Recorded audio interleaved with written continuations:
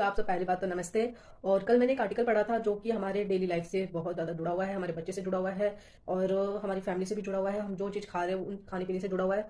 मतलब कि खाने, अब मैं क्या बोलूँ आपको, मतलब हम जो भी खा पी रहे हैं ना, हम कुछ मतलब सेफ नहीं खा रहे, वो हमारे लिए सेफ नहीं है। हम हमारे घर में वो चीज़ पाई जाती है, हम बाहर जाते हैं वो चीज़ पाई जाती है, कहीं रेलवे स्टेशन पे चले गए, कहीं भी चले गए, चाहे आजकल खाने पीने का कुछ भी है उससे हम सेफ नहीं। हम सोचते हैं हेल्दी खाना खा लिया, जो कि हेल्दी खाना हम खा तो रहे हैं, बट उसके अंदर का जो आप जान जाओगे ना, उसके अंदर की चीज़ें जान जाओगे ना, तो आप डर जाओगे कि एक्चुअली आपके अंदर क्या क्या है। तो गैस मैं इसमें सारी वीडियोस तो नहीं बना सकती, मैं आपको बता नहीं सकती। मैं पार्ट 2 में आपको बताऊंगी कि ये क्या चीज़ है, मैं किस चीज़ के बारे में बात करता हूँ। पार्ट 2 देखना ना भूले और मेरी इन्फॉर्मेशन अगर आपको अच्छी लगे तो लाइक सब्सक्राइब एंड शेयर। बोलोगे पता नहीं किसकी बात करें किसकी बात करें। तो मैं बात कर रही थी माइक्रोप्लास्टिक की, कि मैं कल आर्टिकल में ये माइक्रोप्लास्टिक के बारे में पढ़ी थी, जो कि मतलब मेरे को बहुत ज़्यादा टेंशन हो गया था, क्योंकि मेरे पास भी छोटा बेबी है, छोटा बच्चा है, वो भी प्लास्टिक की चीज़ें में ही सब कुछ बहुत कुछ खा लेता है। किसी के घर में जाते हैं तो कोई प्लास्टिक, क्योंकि उनको भी नहीं पता बेचारे को, उनको क्या पता, उनको भी नहीं पता होता कि हाँ प्लास्टिक में कितना ज़्यादा हार्मफुल चीज़ें होती है, कितना प्लास्टिक हमारे लिए कितना ज़्यादा हार्मफुल होता है ना।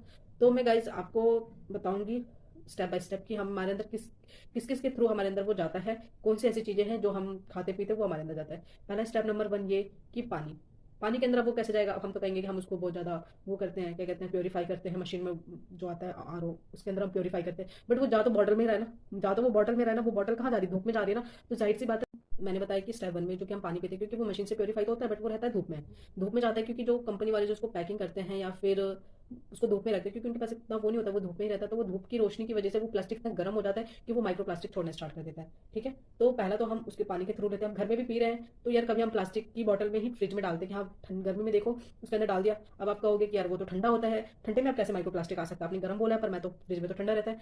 मैं मानती हूँ, पर माइक्रो प्लास्टिक तब भी वो छोड़ता है, भले थोड़ा थोड़ा छोड़ता है पर छोड़ता है, और थोड़े थोड़े करके ना हमारे बॉडी में बहुत मात्रा में बढ़ जाते हैं। अब हम स्कूल के टिफिन, अब देख लो, अब स्कूल के टिफिन में हमारे स्टील का तो लेके नहीं जाते हम लेके जाते हैं प्लास्टिक में। मैं खुद प्लास्टिक में लेके जाती थी, तो प्लास्टिक के बर्तन में ही हम खाते थे, गर्म बर्तन में खाना लेके जाते थे। छोटे थे तब भी मम्मी खाना पैक कर देती थी प्लास्टिक के बर्तन में, वो भी गरम गरम। तो यार टिफिन बनाया भी इतना अच्छा होता है कि हमें पसंद आता था कि हमें टिफिन में, जब मैं छोटी थी ना, मैं गवर्नमेंट स्कूल में पढ़ती थी, जब मैं तीसरी चौथी क्लास में थी, तो मैम हमें ना प्लास्टिक का बर्तन लाना मना करती थी। बट हम अब बोलती थी कि वो मतलब वो स्टील का लेके आओ, स्टील का मतलब प्लेट लेके आओ, अपने घर से लेके आओ। तो हम प्लेट लेके जाते थे, पर कुछ दिन तक ये चीज़ चली, उसके बाद ये बंद हो गई। क्यों, कब तक कौन बच्चे, कब तक ऐसे कोई प्लेट कटोरी ऐसे लेके जाया करेगा, है ना। तो मना कर दिया था उन्होंने। तो मुझे उस टाइम समझ नहीं आया था कि यार मैम ने किस लिए मना किया कि टिफिन नहीं लेके आना आपको प्लास्टिक का, क्योंकि उस टाइम मैं छोटी हुआ करती थी, मेरे को पता भी नहीं होता था। बट जब मैंने कल वो आर्टिकल पढ़ा तब मुझे समझ में आया कि आजकल सच में प्लास्टिक हमारे लिए बहुत ज़्यादा ही हार्मफुल हो चुका है, हमारे बच्चे के लिए, हमारे पेरेंट्स के लिए। क्योंकि हम अपने पेरेंट्स को भी कभी प्लास्टिक में क्योंकि दे देते हैं कि ये लो पानी पी लो, ये लो आप चाय पी लो, चाय वगैरह दे देते हैं, उनको पिला देते हैं। कई बार कोको कोला आता है तो हम बोलते हैं ये लोग गैस आते हैं, हम देखो कोको कोला भी प्लास्टिक में मिलता है, हम वो भी पीते हैं। क्योंकि वो कोको कोला वगैरह जहाँ कंपनी है इसकी, वो मैंने एक बार देखा था वीडियो में कि वो बाहर ही रखते हैं, वो नहीं रखते अंदर, वो धूप कड़ी कड़ी कड़ी धूप में रखते हैं। वो इतना ज़्यादा बताते हैं अनहाइजीनिक तरीके से बनाते हैं, और वो हम बहुत शौक से पीते भी, अपने गेस्ट को भी पिलाते हैं, अपने पेरेंट्स को भी पिलाते हैं। किसी के पेट में गैस बन गया तो ये लो कोको कोला पी लो, ये लो लिम्का पी लो, मतलब ये सब चीज़ें हम पिला देते हैं।